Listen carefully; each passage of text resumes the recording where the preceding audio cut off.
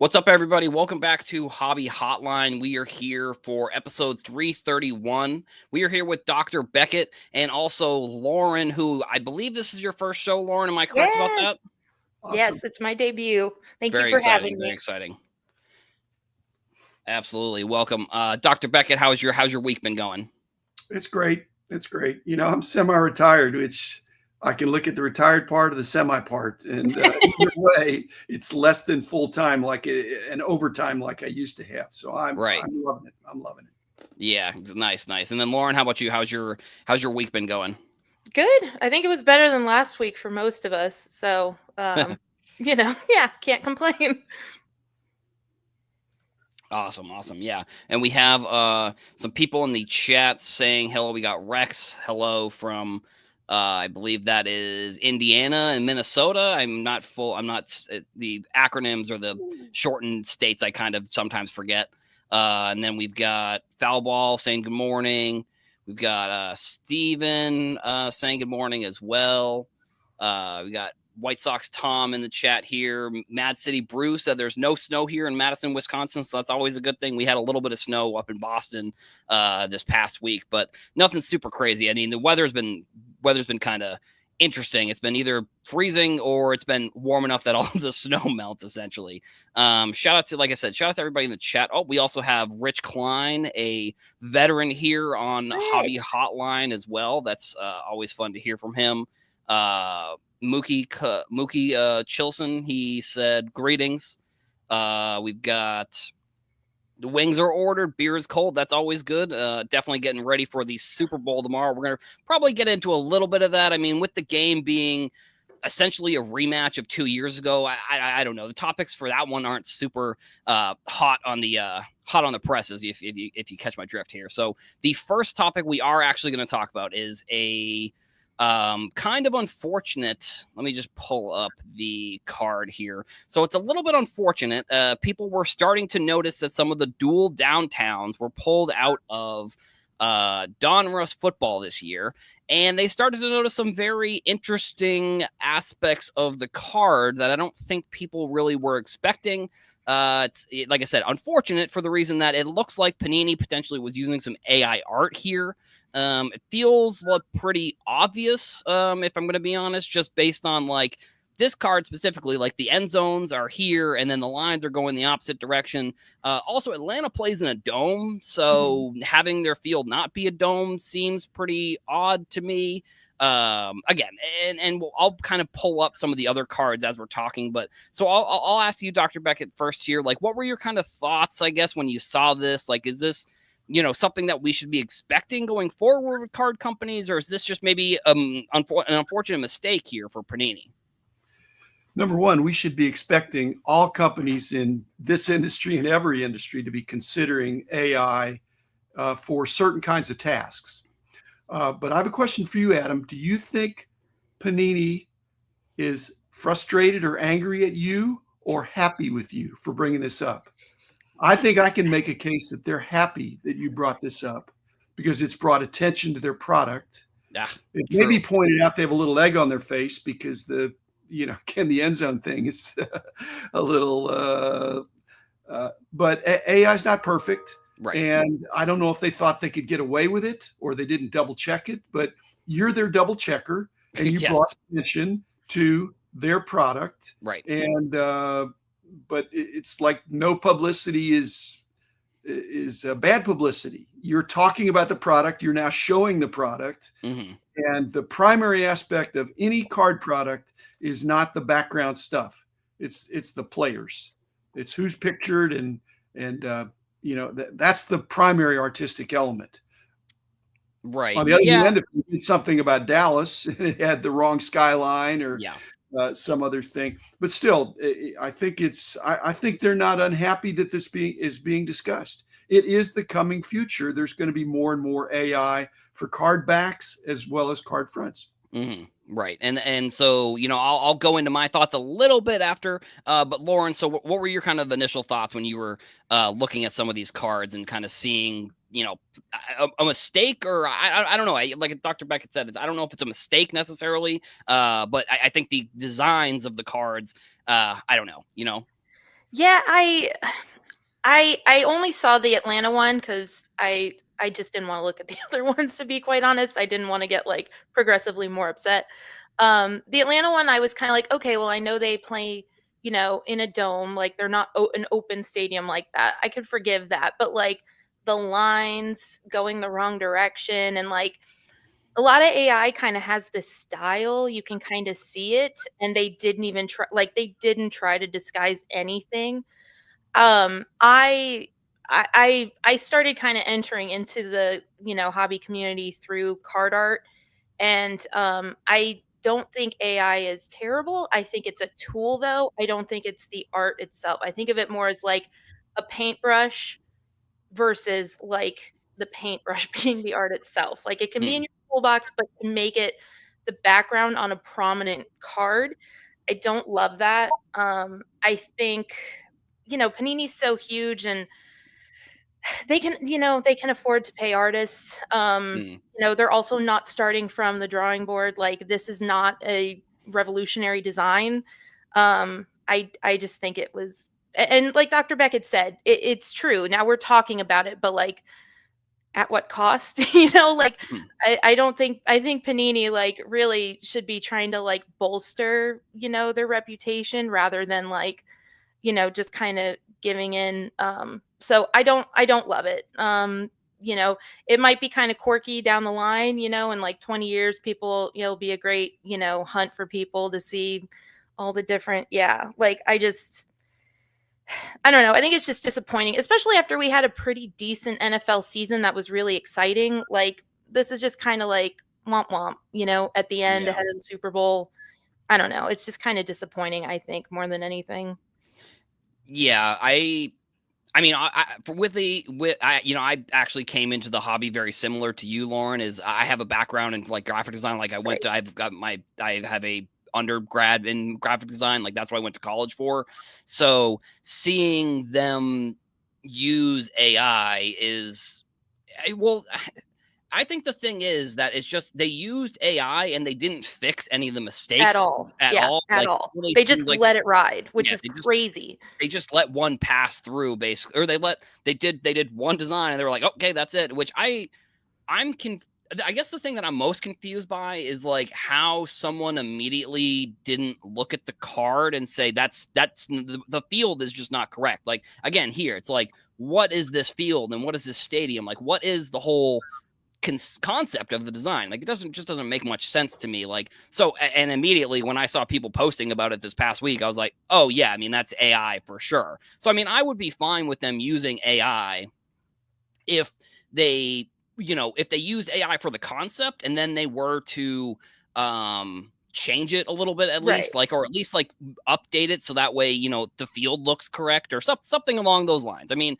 I think the other thing that makes me a little bit that I think is a little bit unfortunate about the card itself is like if you look at the different designs, like I know someone posted on Insta, it was either Instagram or TikTok, or they posted something where they were comparing the 2018 design, which was when it first kind of started getting into products, and then this one, and it's like the character behind the cards themselves Mhm. really is gone from these, and that's sort of one thing that I don't think AI, right, exactly, like the Like, I mean, so, not to cut you off, Em, but like, oh I no, sorry, realized I had my shack downtown right next to me. Like, there's character here, right. You like, if you took the football players out of the card that's on the screen right now, would you know? Would you know Mhm. who's supposed to be there? Right, right. Like they could have considered that too. Right. And there's a Patriots one that they use like the Boston skyline, but it's like I think it was Watch the Breaks posted on Twitter. They posted two pictures of the Boston skyline and then they posted the New England card and it looks nothing.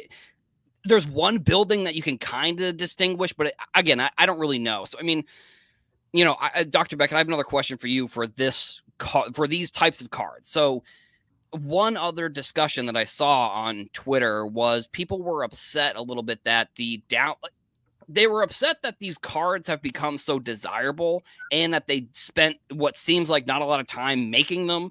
into a Donruss product, which is supposed to be just like a regular base product that everybody can get. It's supposed to be like Series 1, which is something we'll talk about later on in the show. But it's supposed to be a product that's very easy to get, and people should be able to find it for cheap. But now because of these downtowns,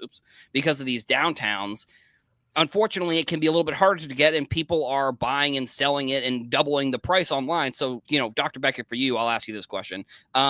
Do you like that there is this chase card within a product like Donruss that should be, in my opinion, fairly easy to get, but now it's become a little bit harder to get? Do you think that's a good thing or a bad thing? Well, you can't have it both ways, Adam. They are making them less desirable by this treatment. But if you ask a collector, do they want more inserts or more of these type of art cards that have interest, they're going to say, yes, they want more. If they do too many more, yes, it does drive down the value. If they put it in lower end products, again, all that affects things.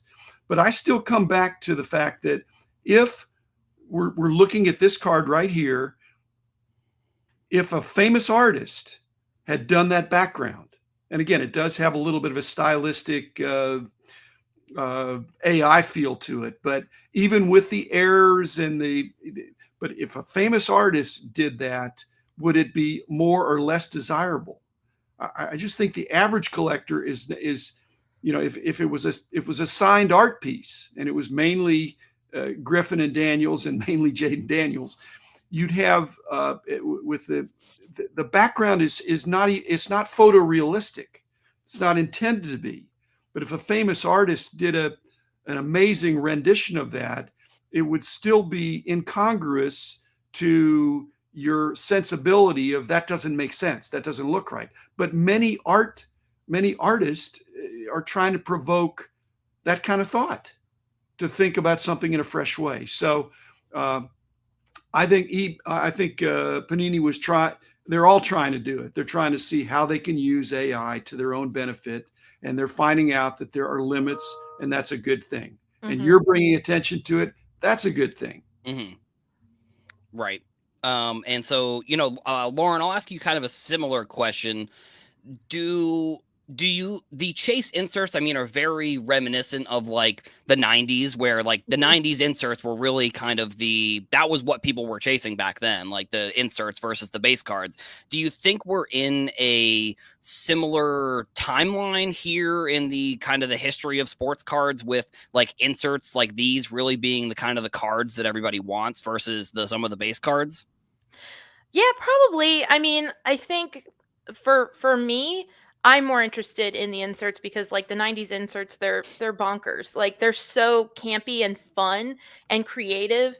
And so I think, even if the downtowns right now, we set up at shows, and the downtowns, a lot of the kids go nuts for them. They will pay a premium for them. They're not super high end, but they're like, oh, I got a little bit more for this card that I sold than I thought. Now I can afford it down. Like they can stretch their money a little bit further for something they think is cool. And so I think that this is going to be kind of similar, just like you said. I think down the line, younger collectors are probably going to look back at these fondly because they are just so, again, campy. Like they're fun. They're kind, like they're border tacky almost, because there's just so much happening. But like they're, the focus is still on the player. I think overall it's still clean. Like they just push the limit there. So I think down the line they probably will be like highly coveted by people, especially because it represents, if you're from that city, if you're ride or die for your team in that city, like as you grow older, I think that that's going to be really coveted for people. Except that they're beating a dead horse a little bit, which they frequently do. Right. But I got to tell you, they're becoming some of the cheapest cards that Panini can produce in terms of production cost. Mm-hmm. So, other than some maybe special laminate, but basically this is an art card that's done by a machine in many cases. There's no relic, there's no autograph, and they can run different color backgrounds and serial numbering. All that is very, very cheap, and it drives interest in the product. But they should not mess up the franchise of Downtown by cheapening it with art that is substandard. That I agree. Agreed. Yes, agreed. Right. And so actually, Dr. Beckett, I kind of have a question. So Mad City Brew brought this up in the chat. Do you think it's time to potentially move on? I mean, I guess in theory we will be moving on, I guess, a little bit with like with Tops taking over, but or do you think it's more, they're going to run it until, or just for forever? I mean, that could just be the thing. Like maybe they just never get rid of it. Like what are your kind of thoughts on it, you think? Collectors are not clamoring for we want less great inserts. They want more. Right. So as long as it's got legs, I think they'll run it. The danger is they overproduce it. So so if they overproduce it, well, then they'll quit because people will say these are not as collectible anymore. It'll damage the prior years too in the perspective of the longtime collector. They should not mess with that. Right, they don't. Right. They're capitalists. You know that they're capitalists. Right. If as long as it's got, if they're look at the box and see what they're touting on the box. That's the stuff that they've done focus groups or they've tested it. That this is the sell copy on the hobby box that people say, hey, I want to buy this box, open it up because I want to get some of those. And it's not base cards. It's stuff like this. Right. Yeah. And then, so Lauren, I have a question for you kind of before we maybe move on to the next topic here. Someone else brought up a conversation that still looks better than the Kaboom. Do you have like a thought on like, I don't know, not really a tier list or a ranking, but like your favorite maybe Panini inserts? Like the Downtown, I feel like was always one and the Kaboom is one, but do you think that there's space, like Dr. Becker was saying, for more of these inserts potentially, and we're just going to kind of keep seeing them adapt and change throughout the history of, or what they're going to do going forward, I guess? I mean, I think I think that they need to just, like Dr. Beckett said, this is a pretty straightforward design. They can modify it with, okay, it's an orange color instead of an aqua. So now it's like 25, numbered to 25 instead of 199 or whatever. I would prefer, which I know now we kind of see they're regressing from this kind of like creativity and technological advancement with, just slapping AI on it without editing it at all. But I was also thinking, I had this card close by. One of my friends sent this to me, and it's Wave of the Future, but it's like the card's in like a casing. There's like some liquid and like glitter. Like, I think, I don't know too much about it, but like, I think that only happened in like 1 year. Like, why are they not pushing, why are they not pushing technologically? But like Dr. Beckett said, they're capitalists. It costs money to do that. And also that card is indicative of coming from a company that was bankrupt. Right. Yeah. It's not Panini. And I mean, Panini is card, wherever they're at, but 30 years old. And they lost sight of the business aspects. I don't want them to be a nonprofit. I want them to make money. But if they put inserts that are too expensive, and right. those Wave of the Future ones, they weren't. Again, the player selection was poor. Not a great player selection. Absolutely. Can't do high production values on, not unproven rookies, but like second-year players that are not named Victor Wembanyama. So. Right. Yeah, and so I mean the thing is with the Downtowns and the inserts is on one hand, I like that it's helping some of the not lesser known, because I think Donruss is a pretty prestigious product within the hobby, but I guess it's helping the value of that product in general. But at the same time, like I also worry that people, are not able to get Donruss, which is like, it feels like Donruss should be like Series 1, like I was saying, like it should be one that's very available. So yeah, I don't know. It is available. It's available at a higher cost. Right. Well, because they put more good stuff in the product. Right. And if they find out that it doesn't sell, they maybe back off that a little bit. Right. But I think it is selling. Well, that's the thing.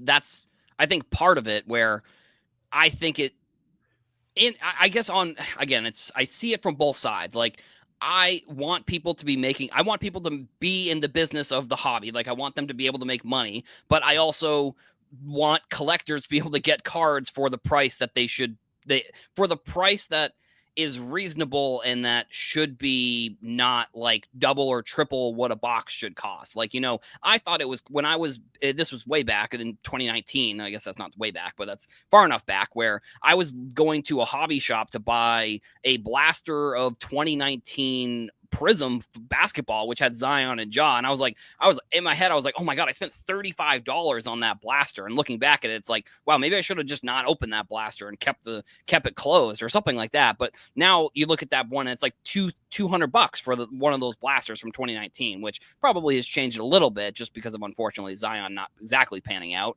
But yeah, so it's kind of all of that.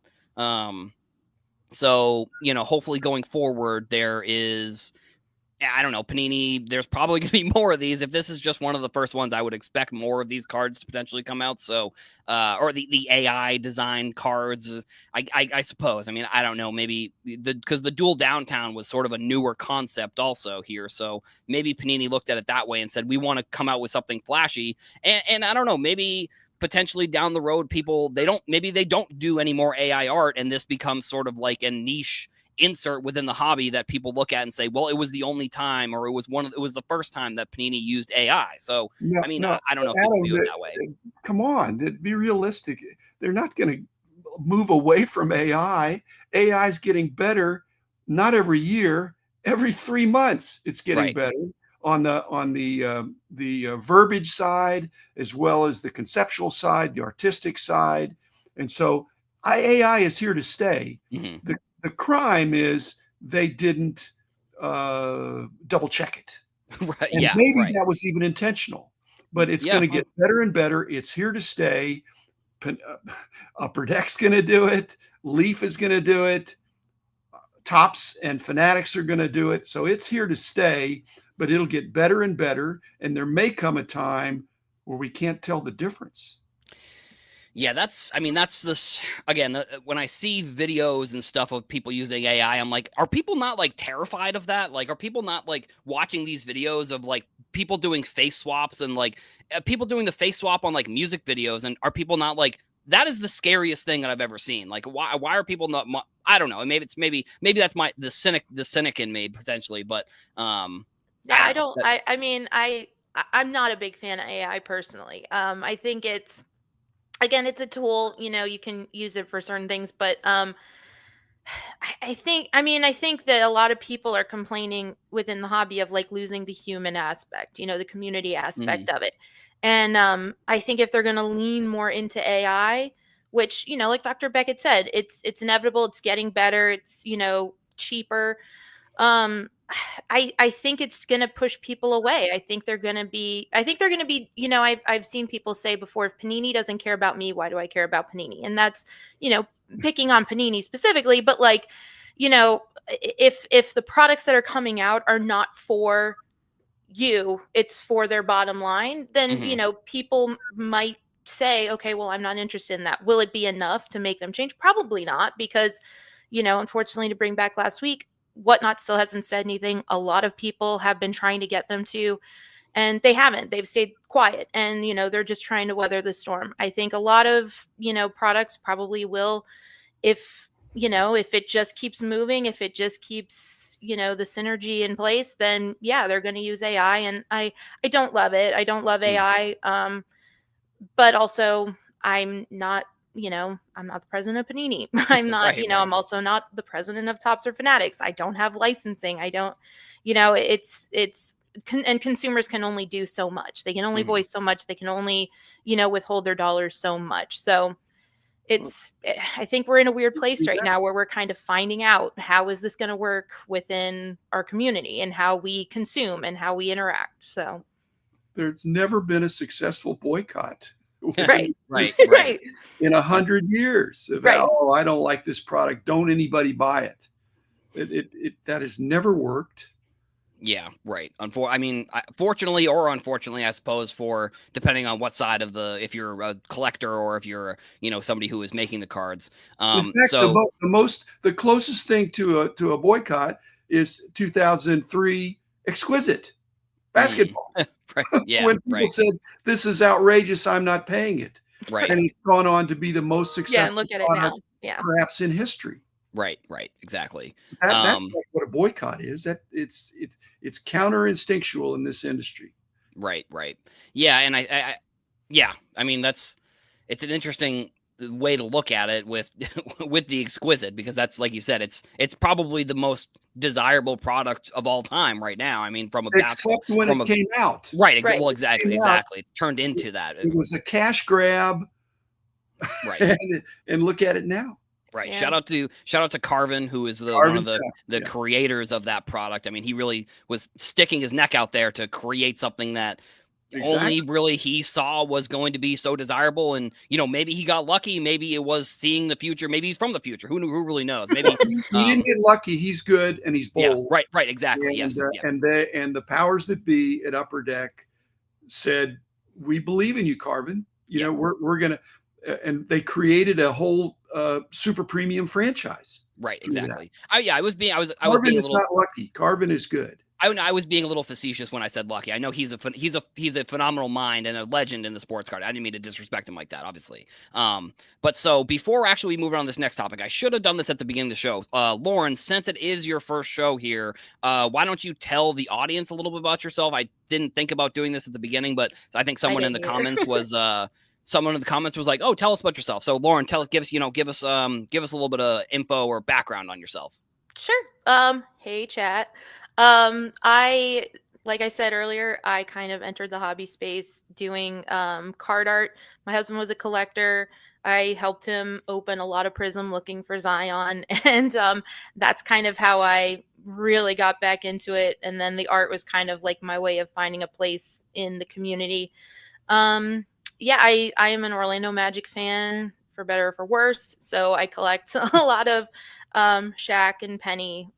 More, sometimes I get higher end gifts from my husband on Valentine's Day and Christmas. But my favorite ones are like Shaq sticks his tongue out in a lot of pictures. So all his goofy faces. I like collecting those. I collect tennis. Coco Gauff is my main PC. I really love Coco and I believe in her. So yeah, I write for Hobby News Daily and Collectibles on SI. And yeah, I'm very happy to be on Hobby Hotline. I've watched it before, and to be here with Adam and Dr. Beckett, it's kind of mind-blowing on my first episode, but I'm very happy to be here. So absolutely, we're happy to have you. I mean, Orlando Magic, it's unfortunately the Shaq and Penny era didn't turn out exactly how you would have liked, but still, I mean, I love those that Upper Deck, the black Upper Deck Shaq card is it's one that I remember buying like a couple of years ago before really things started to pop off, and then that ended up being like the Shaq card that everybody was looking to get. So that was definitely know with Shaq what's gonna hit. Right, yeah, right, exactly. We had another funny little comment here from Cooter. He said, "I've successfully boycotted new products since 1993. My bank account and collection have benefited." So yeah, I mean, definitely good. Somebody said last boycott the 1980 Olympics. And then somebody actually shouted out Paulo's a great young player for the Magic. You got definitely some good stuff. Hopefully they can lock in together and put up those numbers. We'll see. That's right. Steve said that I might be AI. I mean, maybe, who knows? I mean, which is something that an AI might say potentially, but at the same time, we'll never truly know. Right. Yeah. Right. Exactly. And then John obviously is coming. Hi, John. Saying welcome aboard. Let's see if we got any other comments too. Somebody said they love AI, just not AI cards. I tend to agree. I mean, I think AI in terms of like ChatGPT is great. I mean, ChatGPT, I don't know if it's what it is. The computer, I guess, is proofreading all of my articles that I do for SI. So I mean, shout out to ChatGPT. I always say please and thank you, because if one day AI and computers take over, you thank Siri. Hopefully they know that I was nice to them. I was one of the good ones. Yeah. Right. Yeah. Exactly. Adam, you're using it instead of it using you. Right. And I think it's an it. It's not a sentient being. And so you have overrule. You have to know what you want to say, and then you're able to review it and say, yes, this is an accurate summary of and proofreading of what I really Right. want to say. So you have to know more about you than they know about you. They can know about some background stuff, but that's your defense, is your Right. own knowledge and your own understanding. Otherwise, they're taken over. Yeah, right. Which, there is this interesting theory, and we'll get back into sports cards in 2 seconds. There's an interesting theory called the dead internet theory that I don't know if anyone has heard of this. That apparently, when AI was created back in like 2015, 2014 era, like that, essentially now 80 to 90% of the internet is actually just AI. Like, it's not real people interacting with real people. It's actually just AI content that has been, continuously trained and continuously done to make content and make like different accounts on social media. And it's kind of scary, but like I said, Well, we'll move back. it's bots. It's Yes. bots. We had bots before, but now AI. This is at another level Mm-hmm. of training the bots, kind of. Right. Exactly. Scary. Yeah.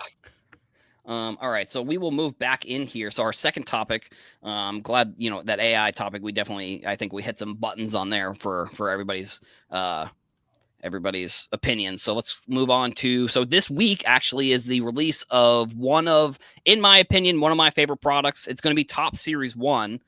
Top Series 1 baseball that is going to be released, and there is a great Twitter account if you're looking for like specific information about Top Series 1. I think this is one of the better Twitter accounts here that has a lot of this information. So it is Tops BB. Essentially, they have like an algorithm that they put all of the odds information into some sort of database, and it spits out like how many cards there are for each player. So we've seen a little bit of an increase from the past year, about a looks like a 300-ish thousand card increase from individual base cards from 24 to 25.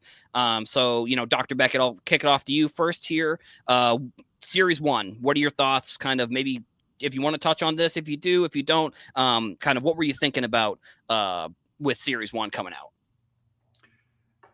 Last Tuesday, I had lunch over at Fanatics and got a little tour.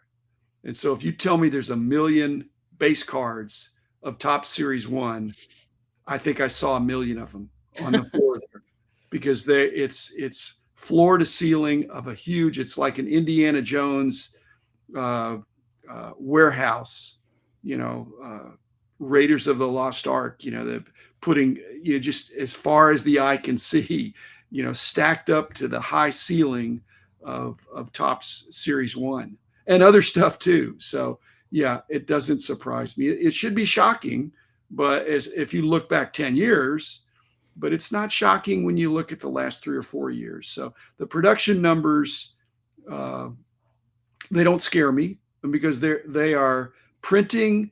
Topps especially is trying to print to demand. Right.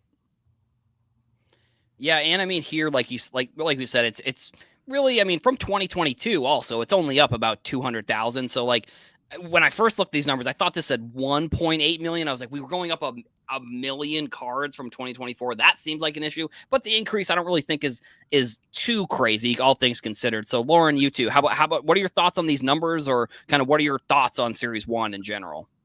Well, just kind of looking at, just kind of digesting the numbers, 2020 to 2021, they, doubled, which we all know what happened there. But, it does seem like there was that massive jump, and then they just kind of slowly, looks like by about 300,000 until last year, per year. Yeah, I mean, I think a lot of people, I think somebody commented in the chat too, another junk wax era. But also, I don't know. I don't know the exact statistics, but I would imagine that, the number of people that are involved in the hobby now, because it has a little bit wider, reach and accessibility, maybe they must know that it's warranted. Maybe with it being junk wax, it'll drive the price down. And I don't collect a lot of baseball. I don't know a lot about baseball, but like Series 1 is kind of like it is. I mean, I know it's kind of where you prospect and stuff, but it is kind of like how you get into the baseball, correct? Like it's really kind of like your starting point if you're going to collect an open baseball, correct? Yeah, I mean, I'd say that's probably a pretty good representation. What do you think, Dr. Beckett? Well, this is just Topps Series 1. Mhm. And over the last few years, maybe for more than the last few years, Topps has been careful to sometimes hold back. They've done it in all the different sports to hold back a rookie that ought to be in Series 1, and they hold it back. Right. I think that also affects these print quantities because they don't hit Series 1 with everything they got. True. Right. They hold some things back, and they hold some things back, I think, improperly. I want to see the players when I want to see the players. And so when it goes down 1 year, it may be because Series 2 was bigger than Right. Yeah, I'd like to see the numbers kind of side by side. That's interesting to think about. Yeah, right. I think that makes sense. And so, actually I'll ask you this, Dr. Beckett, too. Like, with these numbers, we have a decent enough sample size of like how to get these numbers. So because Topps puts out their odds, and we know how many 1 of 1s there are. We know how many of the other different parallels. So, Dr. Beckett, what are your kind of thoughts on like the difference between Topps putting out their odds and like how Panini basically doesn't put out their odds? Well, back in the day, when I was doing price guides, we did this. We did this. I mean, that was part of our case analysis and our product analysis. Now, again, we're looking at empirical, what are the cards selling for? But to understand rationally why something would sell for more, you need to have some concept of how scarce it is, and that it's not capricious. But we got these kinds of numbers, and even with Panini, you can do some estimates. I mean, it's not like you're totally in the dark, but Right. Topps makes it easy with knocking down the odds, the pack odds. And Right, so, right. If you know that 1 is out of 9,000 packs and there's so many of them, then you've got to multiply by 9,000 times that. So they don't make it easy, but it's doable. Right. Totally. And, so Lauren, I'll ask you this question. The odds themselves, is that something that you think should be, do you think Panini should make their odds public, or do you think it's something where, you're okay with them not, and then Topps doing it? Like, is it something that you wish every company would do, or is it something that you're fine with just Topps doing? I mean, I like having information. So I understand, not necessarily understand, but I can rationalize why they wouldn't want to. But I like that you can, like more recently with Topps Now, it's print on demand. They will tell you as soon as they close the sale, or not as soon as, but shortly after, they'll tell you the exact number. You can find that information. I think that's interesting because it does kind of help you, learn what's going on, what's being, what's desirable, what's interesting, I mean, for 2024, and this is me asking genuinely because I'm not, again, 100% sure. I don't know a lot about baseball, but was 2024, like Dr. Beckett said, there's Series 1 and 2. Was Paul Skeens in Series 1 or Series 2? Both, like, is that why the number was driven down? Because they were trying to lower the probability of getting Skeens.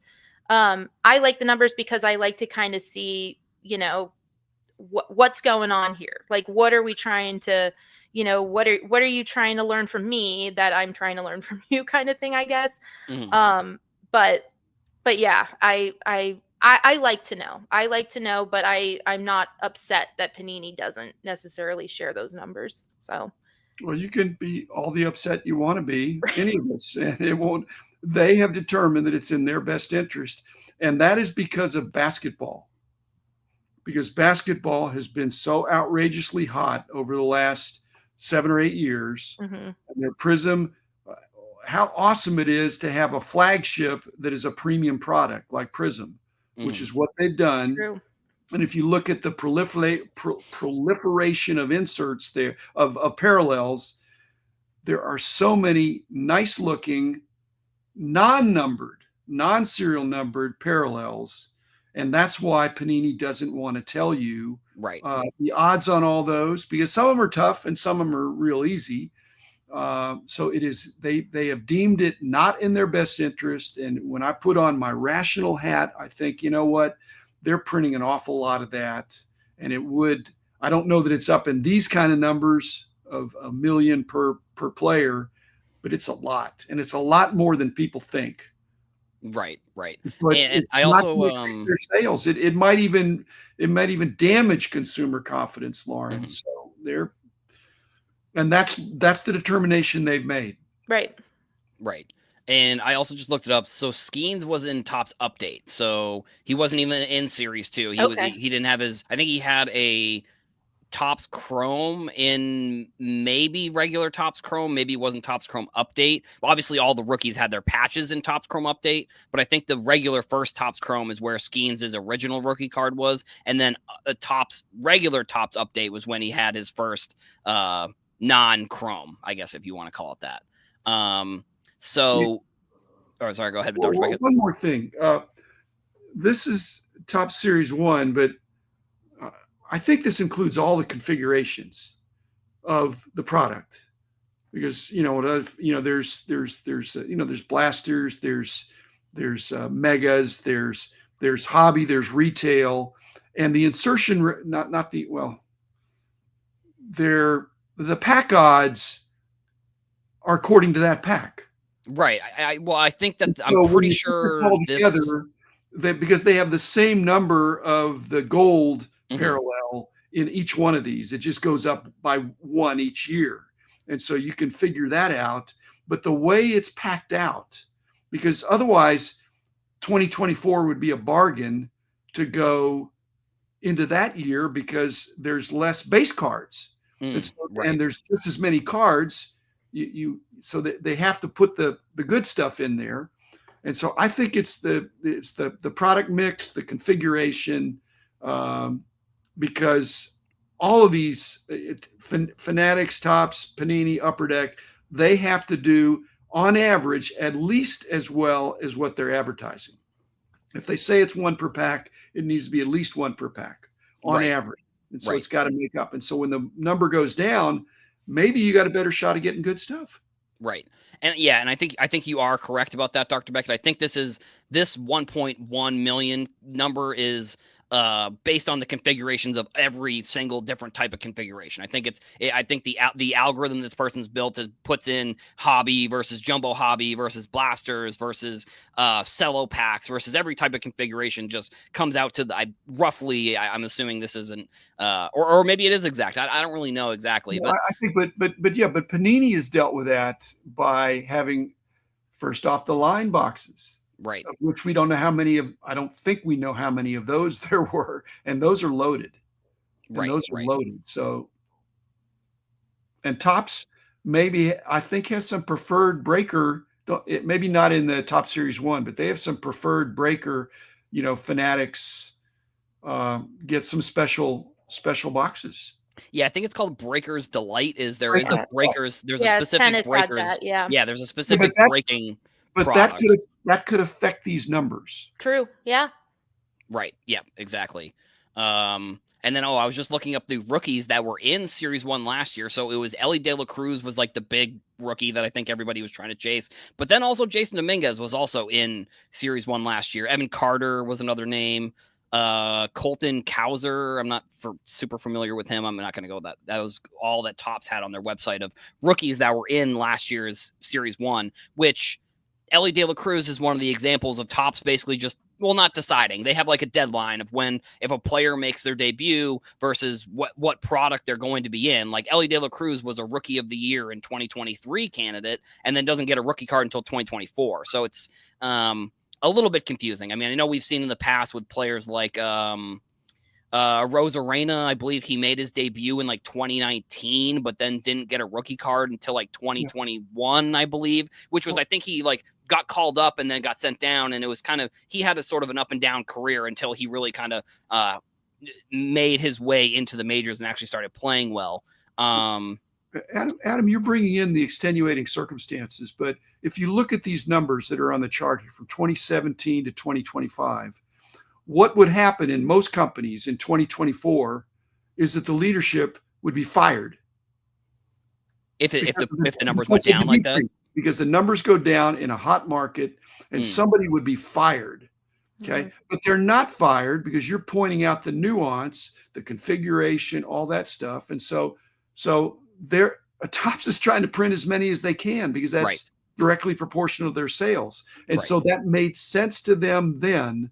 But in a typical company, they want to see sales going up 10% a year. And when it drops 20%, somebody's in trouble. Right. And then actually, there was a good comment here that I wanted to bring up. So maybe the prices for the average person and kid should be a bit lower and manageable. There's still higher end and super high end, low print runs for those who have the money to chase bigger prices or pieces, excuse me.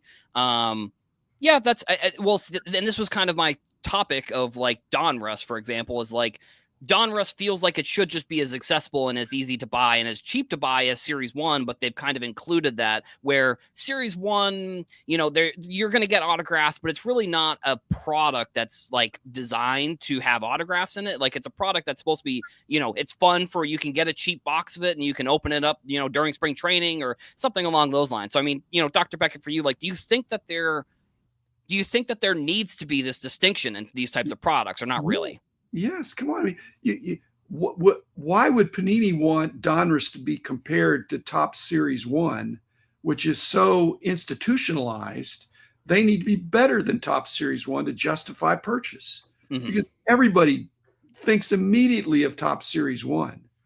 And so Donruss to be the same as Topps Series 1, they're going to lose in the consumer's mind and less than. And so they felt, and again, I think they're not doing this. They care about their top line. They care about their bottom line. And they've determined that if they, put some more better stuff in Donruss, maybe raise the price a little bit, that's the strategy that's going to be a winning strategy for them. But trying to be the same as Topps Series 1 is a losing strategy. And then I actually have a second question. So do you think it's a losing strategy because, like, I know, like you were saying, they want the product to be better, but like, I mean, Topps Series 1 is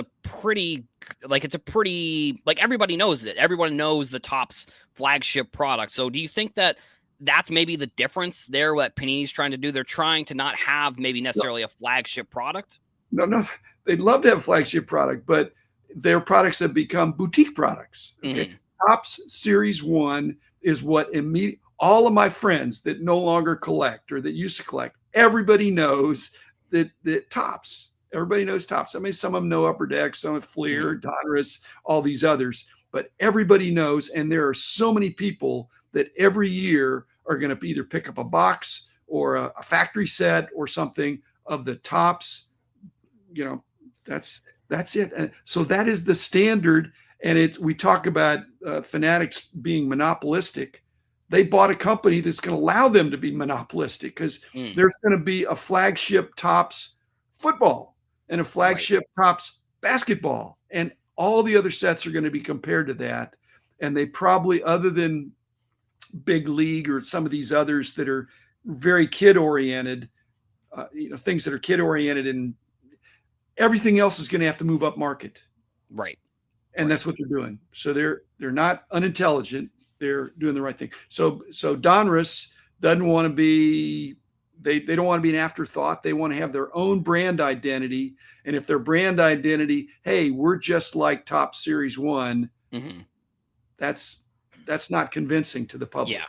Right. Okay. Yeah, I think that makes sense. And then so Rich actually put another comment here. Skeens made his debut on May 11th of last season. Since he hadn't played in a major league game yet, he couldn't be in Series 1, which I believe that was very similar to players like Ronald Acuna. He made his debut early on in the season, and I think he had a short print in Series 2 and then had his full base rookie in Series 1. So I'll ask you a question, Lauren, but I actually have one more question for Dr. Beckett. Do you know, or do you have any like background knowledge on how Topps decides what players, other than like when they make their debut, obviously, but do you have any background knowledge on like how Topps decides what product a player is going to be? Because baseball is very different. So do you have any knowledge on that, do you think? Yeah. I mean, historically, Topps had a huge advantage because they had individual contracts. And so Mm-hmm. they could do whatever they wanted to. And then in 05, 06, when the rules were tightened for all the companies, but especially Topps, with putting the RC logo on the card, that was the level of playing field. And so now there's more strict rules that you can't put in guys early, but I guess you can put them in Right. late. Yeah. So by withholding, if you have the license, by holding it back, you're going to supercharge the extended series or series 2. Otherwise, you've used up all your goodies in series 1. Right. And so, so that I think they can't put in guys early, but they can hold them back. And if that makes business sense. Right, exactly. Yeah, like the Ellie. Well, I guess that's one of the things. It's like with Ellie De La Cruz, for example, he made his debut in 2023, didn't have a rookie card until 2024. So Lauren, I'll ask you this question. I know you're saying you weren't like a huge baseball fan, but like, in your opinion, like, do you think that it should be when a player makes their debut, which I understand later on in the season might be a little bit tough, but like when a player makes their debut, do you think that they should have to be included in that year's product? Like that's, or are you okay with them not like holding them out for the next year potentially? I'm so into basketball and it's so straightforward. Right. Wemby was drafted number 1. He was the most sought after rookie. He wasn't, gonna be like, he was just there. Baseball it's more storied. It has a little bit more, intricacies to it. So, and part of baseball, I think, because I have a lot of friends who collect baseball and I, kind of learn, through them. Like baseball, I feel like it's more involved. It's more, I don't want to say research heavy, but for lack of a better phrase, they like following people. They like prospecting. With basketball, it's a little more straightforward. With baseball, it's a little more intricate. So, I'm not a baseball collector, so I don't know exactly what, is desirable in general for, baseball players and collectors, but that's one of the things I like about basketball is it's very straightforward. You know who you're looking for, who's going to be in there.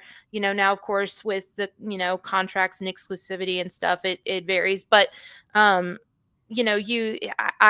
like that part of baseball, that like what you're gonna find and when you're gonna find it. Whereas but baseball, it is baseball. I feel like baseball collectors have a little bit more restraint. They have a little bit more grace, maybe. They have a little bit more. They can rationalize things. They get it, and so I mean, if that makes sense to them, if they're like, hey, he did, like Rich said, like legally, can Paul Skeens be in that product? Apparently no. So if they want to stick by the standards that are set and the tradition, then I get that and I understand that. So yeah, it's hard to say because I don't Right. personally have any like any skin in the game with it, but I do appreciate baseball and I like the passion that baseball collectors have because they are so in it. Like they're just they cannot like go a day without thinking about baseball and the intricacies. So yeah, I think it just depends on like whatever the tradition and the standard and the expectation is. Right. Well, to Lauren's point about being straightforward, the immediate fix for this, Adam, is having 2 baseball licenses. Topps would not be holding off. Oh, yes. Right. Okay. And so the fact that they're in it, and again, that's why in 05, 06, why that was done, because they were each trying to jump each other. Now Topps can hold back and wait. But if there was a competitor out there, they would not be holding Ellie De La Cruz. Right. Oh yeah. I guess yeah. Right. Now what they can do, which is their new cash cow, is Topps Now. Yeah. Wow. Right. They can immediately, so that it's not a timeliness thing. They can do things this week. Yeah. But they're just marketing it in that way.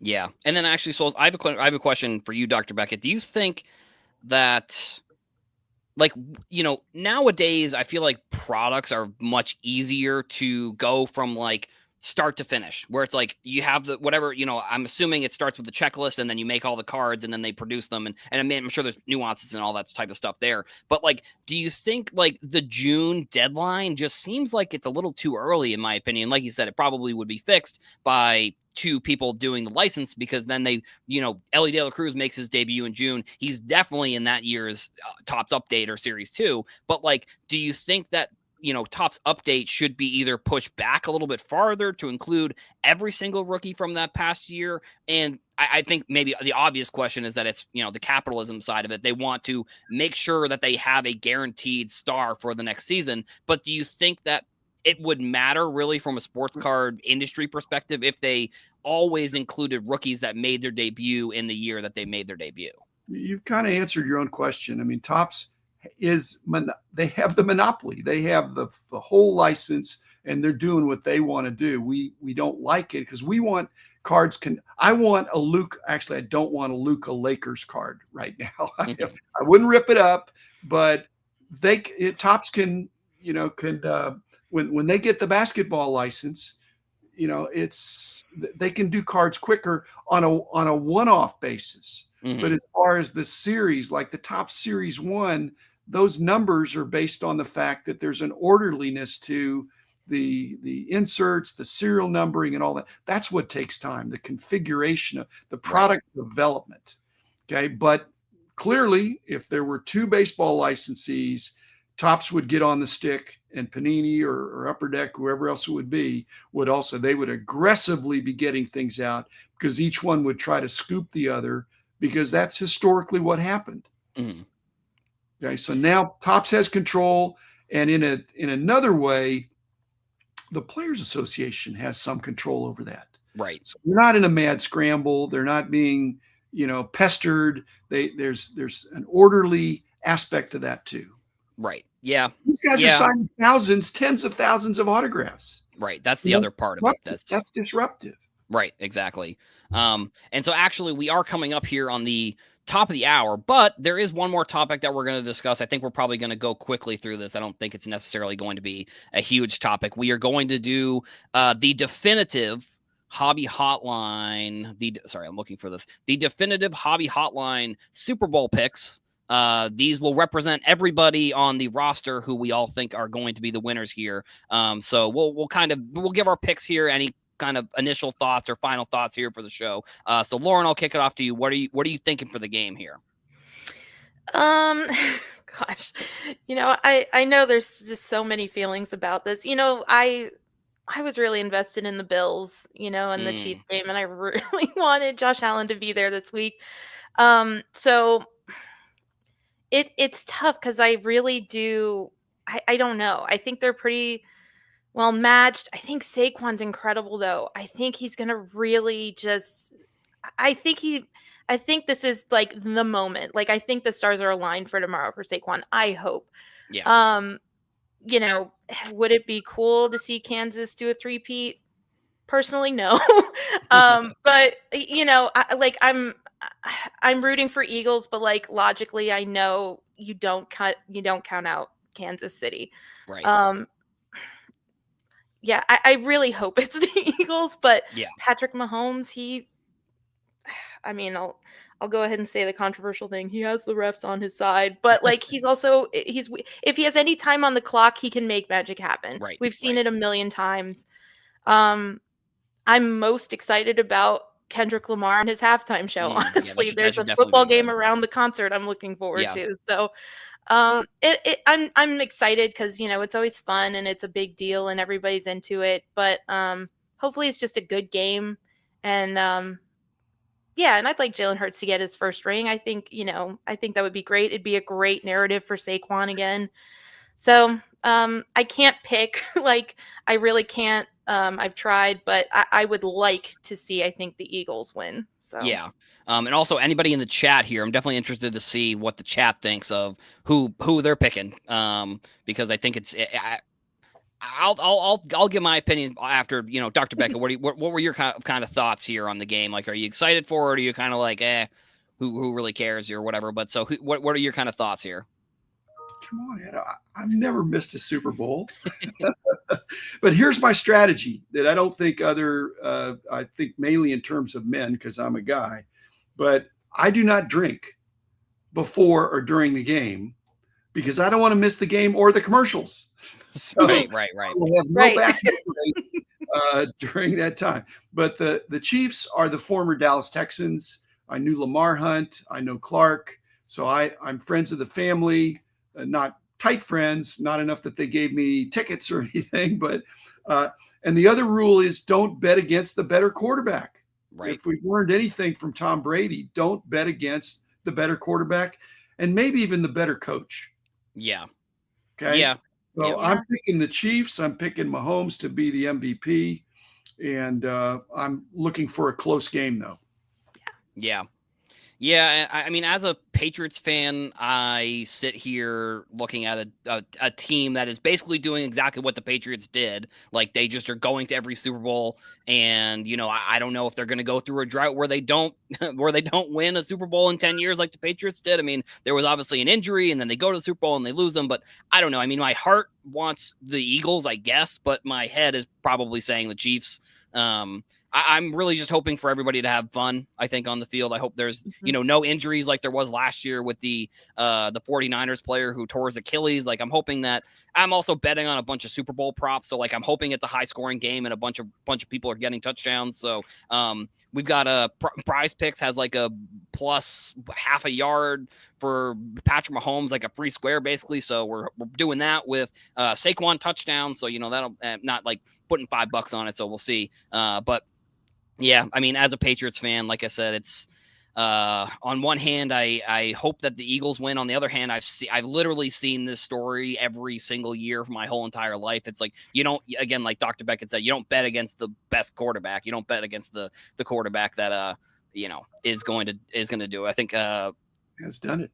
Three-peated. And then Rich, again, you had your fun as a Patriots fan. Now it's time for somebody else, which I mean, I agree, but I wish it was the Bills. I wish the Bills were the ones going for, because I have family members who are big Bills fans. So, I was hoping for the Bills there. So yeah, that's pretty much everything we've got for today's episode. We'll be back next week here on Bench Clear Media and the Hobby Hotline YouTube channel. I think we just started restreaming also on the Hobby Hotline YouTube channel as well. So Dr. Beckett, any final thoughts here on the show as we wrap things up? What you got planned for the week? Anything you got going? No, I'm going to go to the show this afternoon. So it's nice to meet you, Lauren, and Adam. Always appreciate you're one of the hardest working men in the industry. Thank you. Every day. And thanks for managing all your quarterbacking today. Appreciate it. Yep, absolutely. Lauren, how about you? What you got planned for the week? Anything you want to shout out? No, I'm very much looking forward to the memes from Super Bowl, the narratives. I'm looking forward to seeing what happens. But again, the halftime show, I'm very excited about that. I'll be thinking about that all week. So but yeah, thank you, Adam. Like Dr. Beckett said, you are a superstar. You do so much. And I don't know when you sleep because you write like 50 articles a day and also do the podcast. And now this, which is, its own song and dance. So I really appreciate, you guys having me and chatting with me. And it was really fun. I really enjoyed it. Yeah, absolutely. I mean, I'm glad to have you here on the team. First episode, I think went really well. Yeah, I mean, like Lauren said, I check out SI. Lauren and I are both writers for that, so make sure you go check out our articles on there. Hobby News Daily podcast. We're doing actually kind of a relaunching of the site on March 1st, I believe. So that's going to be like with a new revamped website and all that kind of stuff. Danny and I have been kind of working behind the scenes the past couple weeks on doing that kind of stuff. We've got articles we're going to be launching again. So it's going to be a ton of fun. So yeah, make sure you go check out all of our stuff. I mean, I'm sure we're all on Twitter, Instagram, the Hobby News Daily, SI Collects, all that kind of stuff. So thank you all for listening and watching, everyone. We will see you here next week.